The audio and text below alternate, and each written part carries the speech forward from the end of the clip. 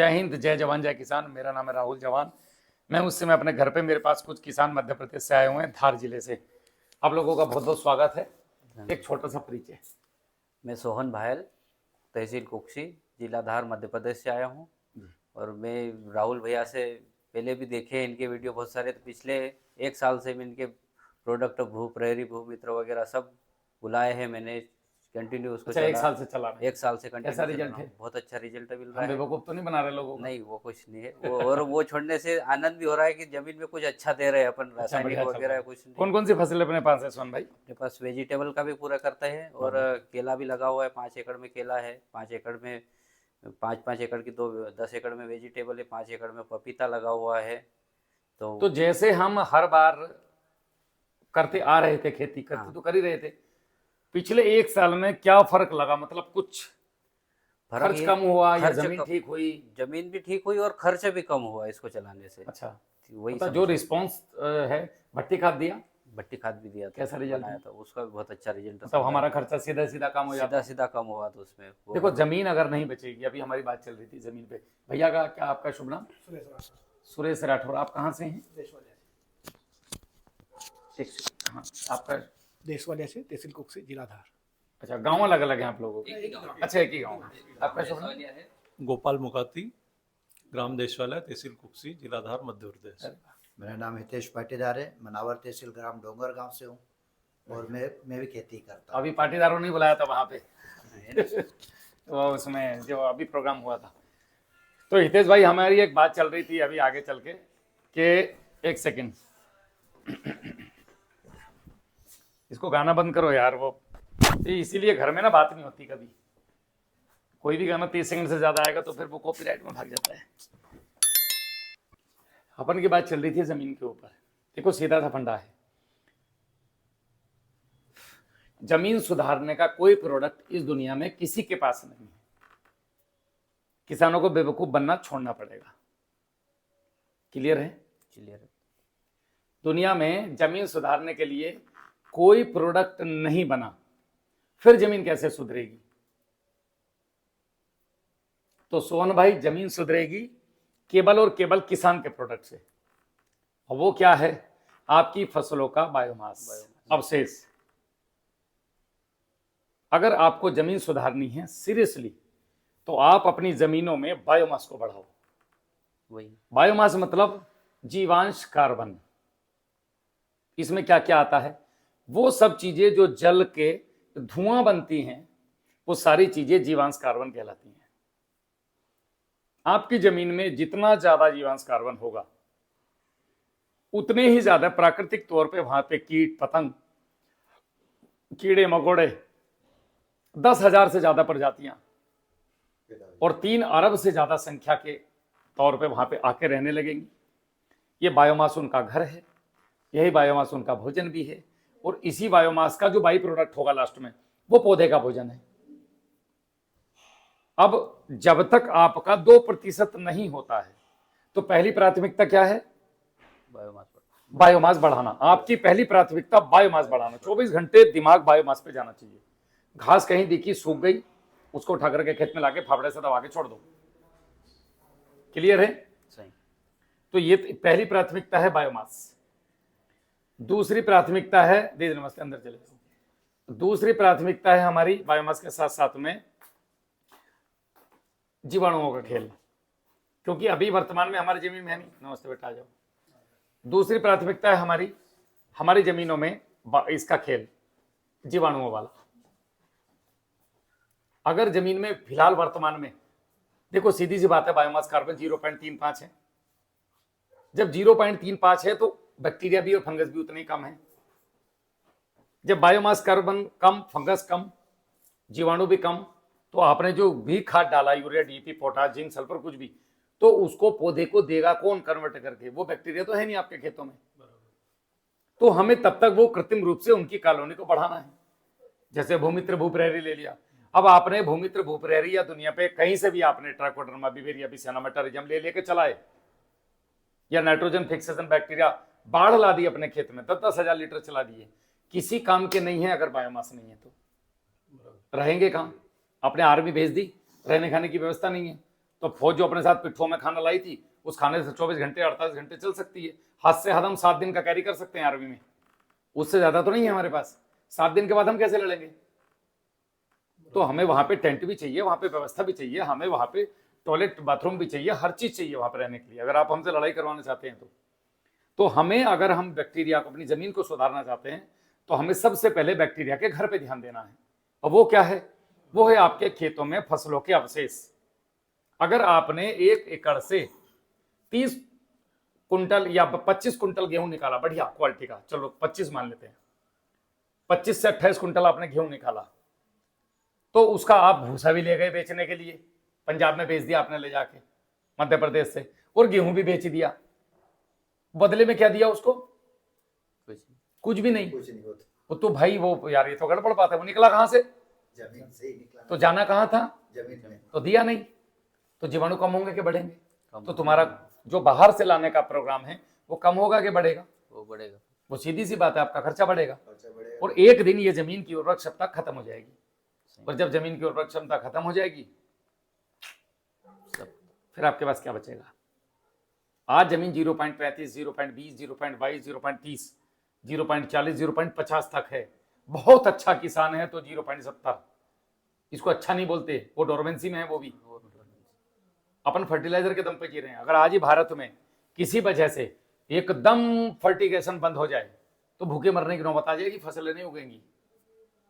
तो हम क्यों अमेरिका को ये करें, मालदार करें? क्यों ना हम अपनी मिट्टी को मजबूत बना लें? आपको अगर डालना भी है तो आप डालिए, फर्टिगेशन भी डालो, लेकिन उसको एकदम पका के, भट्टी खाद बना के, और धीरे धीरे कम की तरफ जाओ। तो हमने सबसे पहले क्या ध्यान देना है? तो प्रोडक्ट किसके पास है जमीन को ठीक करने का? किसान के पास। लेकिन आप खरीदते किससे हो? बाहर मार्केट से। कस्टमर तो तुम हो, पाटीदार जी, कंपनी से। वो क्या बोलती है? ये डालो जमीन ठीक हो जाएगी। उनको अभी ऐसा बोलना कि भाई बिना बायोमास के जमीन ठीक होती है क्या? ये मुझे साइंस समझा दे। ऐसा कौन सा जादू है इस प्रोडक्ट में जो बिना बायोमास के जमीन में बैक्टीरिया और फंगस ला करके और उनको स्थायी रूप से रख देगा?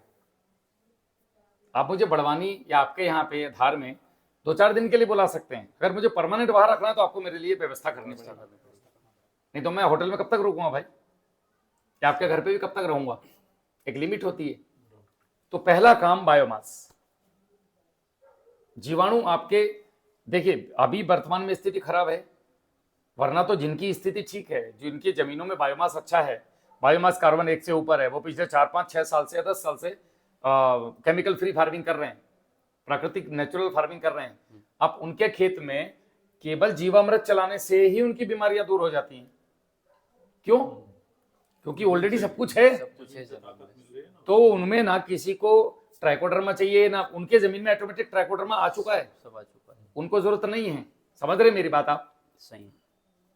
अगर आप इस जमीन से इसका दोहन कर रहे हैं, दोहन का मतलब है एक ही प्रकार की, जैसे केले लगा दिया आपने 1 एकड़ में, तो वो केवल सारे पौधे एक जैसा न्यूट्रिशन अपटेक करेंगे। उसकी पूर्ति केवल बायोमास कर सकता है। आप पूर्ति कहां से कर रहे हो? बोरियों से। ये तो गड़बड़ बात है। और बोरियों में भी क्या है वो क्या मालूम? क्या मालूम? सब नकली आजकल फैक्ट्रियां पकड़ी जा रही हैं। तो हमने जो है सबसे ज्यादा ध्यान देना है जमीन के बायोमास कार्बन पे। अगर जमीनों में बायोमास कार्बन नहीं है तो दुनिया की कोई दवाई, कोई ताकत आपकी जमीन को नहीं बचा सकती। फसल तो बचा सकती है, आप हार्मोन्स डाल लोगे, अलग अलग प्रोटीन मिक्स न्यूट्री, ये इस टाइप की चीजें ऊपर से स्प्रे करके पौधे को तो ग्रो कर सकते हो, लेकिन याद रखो दिन दिन आपकी जमीन मर रही है। वही पौधा आपका केला काटने के बाद 100% उसी खेत में डिसॉल्व होना चाहिए। अब गेहूं वाले खेत में क्या होना चाहिए? उतना ही गेहूं जितना आपने भूस निकाला, और ये इतना कहीं से लाके डालो, लेकिन उतने कुंटल उसको डालो। नहीं कर सकते ऐसा तो नवरत्न खाद बो दो, जो हम लोग बता रहे हैं। है ना? 9 प्रकार की ऐसी फसलें जो आपके वहां पे जम जाए। किसी भी आदमी के यहाँ गेहूं से धान के बीच में 2 महीने का वक्त मिलता है। तुरंत गेहूं काट के पलेवा करो, तुरंत उसके अंदर 3 दाल वाली फसलें, 3 तेल वाली फसलें और 3 नॉर्मल ग्रेन वाली फसलें, अन्न वाली, अनाज वाली, इनको मिला करके 15 से 18 किलो वजन की, और खेत में बोके और छोड़ दो। 2 महीने बाद इनका जब कहीं कहीं फूल दिखाई देने लगे उस समय पे जुताई कर दो। आप राजा हो दादा, करके देखो, अद्भुत परिणाम। ऐसा झप वाला कि यार ये क्या हो गया।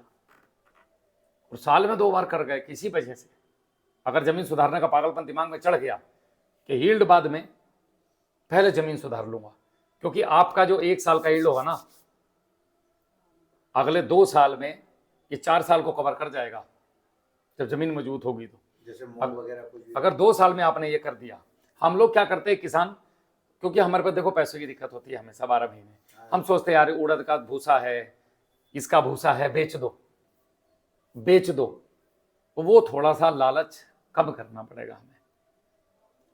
खेत बिना बायोमास के नहीं सुधर सकते, नहीं सुधर सकते और नहीं सुधर सकते।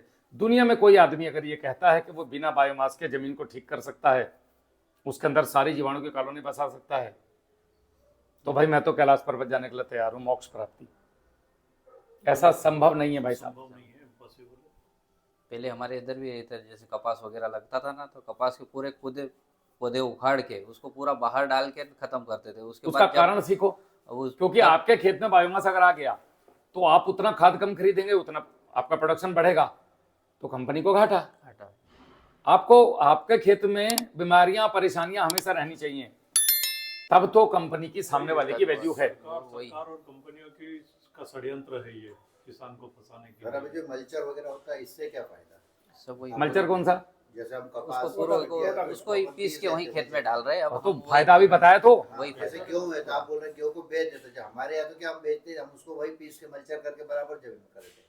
अभी मक्का भी आधा तो काटते हो गेहूं हाँ, को, वो तो ऊपर का काट के। आधा तो काटते हो। तो वो भी तो वहीं गिरता है ना वापस, कौन सा?